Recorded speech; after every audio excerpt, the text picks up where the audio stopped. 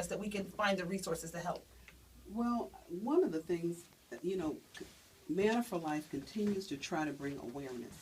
And awareness and sensitivity is needed because somehow we, even though we're looking at all these people from different cultures, we don't think it has anything to do with us, particularly in the black community. The Lost Boys of Sudan, and if you know the history of, and I'd ask you to Google it, they fled their country. Most of those kids were teenagers when there was civil war, young children, when civil war broke out in their countries.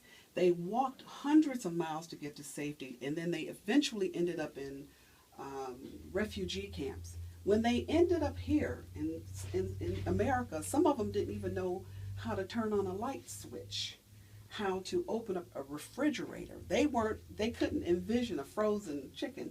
There were so many simple things that they couldn't do, and their story really is fascinating.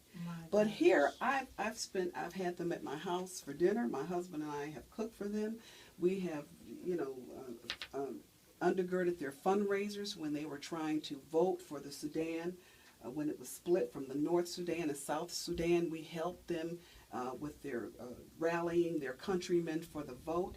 And yet, most of them had never been in the home of a black person in Buffalo. Wow.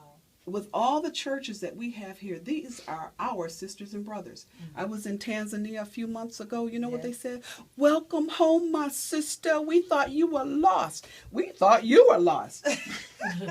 They're like, we're not lost. We know where we are. Where have you been? Definitely. And we don't think any of this has anything to do with us. For an example, those 200 plus Nigerian schoolgirls, for an example, if I can just take a few minutes to touch on that, because it goes back to how we feel disconnected from our international community. We don't see ourselves, particularly in Buffalo, even with all the diverse, the cultural diversity, we don't see ourselves as citizens of the world.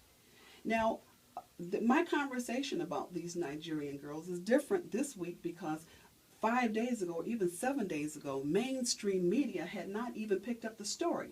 And